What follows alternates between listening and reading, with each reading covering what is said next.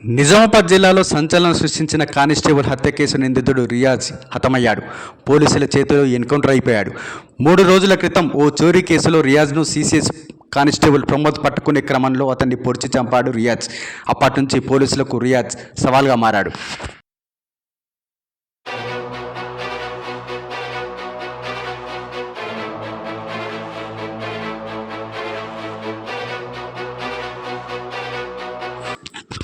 Constable Pramod హత్య case రాష్ట్ర వ్యాప్తంగా సంచలనంగా మారింది. ఈ కేసును పోలీసులు అత్యంత సవాల్గా తీసుకున్నారు. నిన్న సారంగపూర్ ప్రాంతంలో రియాజ్ పోలీసులకు చిక్కాడు. ఓ షెడ్యూలో దాక్కున్న రియాజ్ను అదుపులోకి తీసుకున్నారు. పట్టుకునే క్రమంలో రియాజ్ మరోసారి ప్రతిఘటించాడు. పోలీసులకు సహకరించిన వ్యక్తిపైన దాడి చేశాడు. చివరికి మరోసారి పోలీసులపై దాడి చేసే క్రమంలో ఎన్కౌంటర్ చేసేశారు పోలీసులు.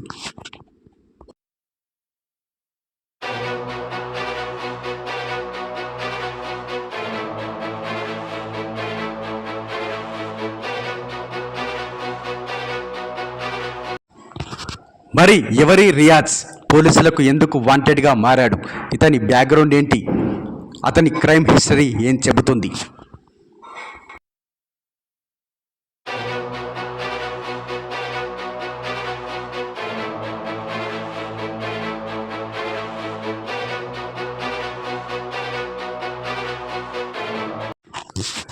నిజామాబాద్లో మధ్యతరగతి కుటుంబంలో పుట్టాడు రియాజ్.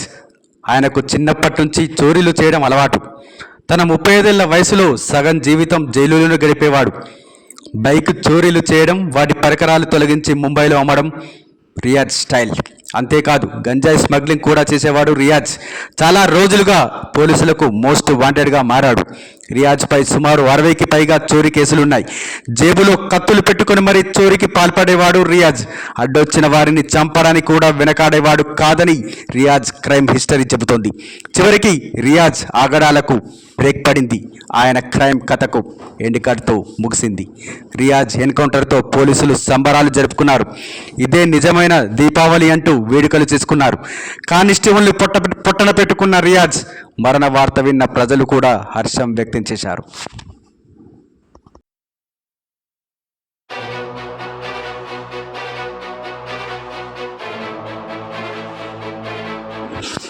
కత్తి పట్టినవాడు చివరికి ఆ కత్తికే బలవుతాడని చాలామంది నేరస్తుల క్రైమ్ హిస్టరీ చెబుతుంది.